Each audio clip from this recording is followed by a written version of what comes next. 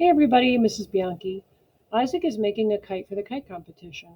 In the coordinate plane, he draws triangle WXY, where each unit is 1 foot. He also draws the midpoint Z on the base of the triangle. What is the area of Isaac's kite? The formula for finding the area of a triangle is area equals half of the base times the height. Now what would we identify as being the base? We could call this line the base right here. We have to figure out how far apart these two dots are. How far apart is this dot from this dot? These 2 points are in different quadrants.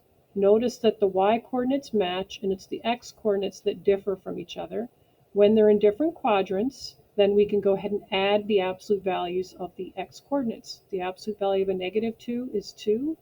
The absolute value of 6 is 6. And if we add 2 plus 6, it'll give us the length of this green line, which would be 8. All right, now remember we have to find half of the base times the height, or half of 8 times the height.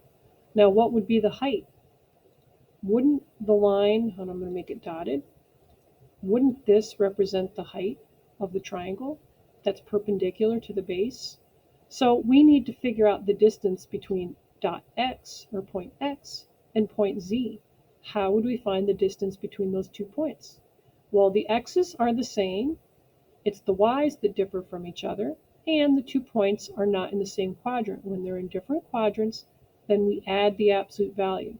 The absolute value of 4 is 4.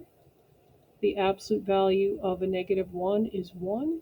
If we add those two numbers together, we get 5, so the height would be 5, and we can go ahead and substitute that into our formula. The height is equivalent to 5.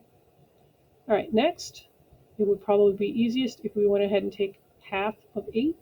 Half of 8 would be 4. So the only thing left to do is to finish up by multiplying 4 times 5 to get the area of the triangle. And that would be in, I think it's in square feet. Yep, it's in square feet. So we would use an exponent of 2. So finish that up, whatever 4 times 5 is, that's what number goes in front of the word square feet.